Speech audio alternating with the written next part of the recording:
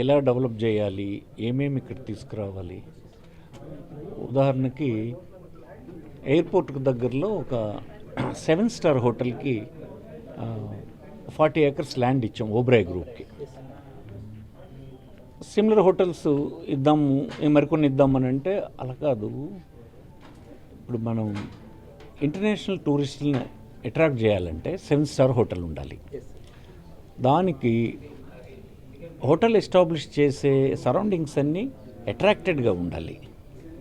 విశాఖపట్నం చూడ్డానికే వచ్చారు ఎవరు, అక్కడ స్టే చేస్తే డిఫరెంట్ ఇది ఉండాలి. ఇలాగ అంత డెప్త్లోకి వెళ్ళి స్టడీ చేస్తాడు, చాలా స్టడీ చేస్తాడు. అట్లాగే రేపు ఆయన ఇక్కడ ఒక విజన్ వైజాగ్ అందంతో చాలా క్లారిటీ మైండ్తో ఉన్నాడు అతను. సో ఆపర్చునిటీ రావాలి అంతే.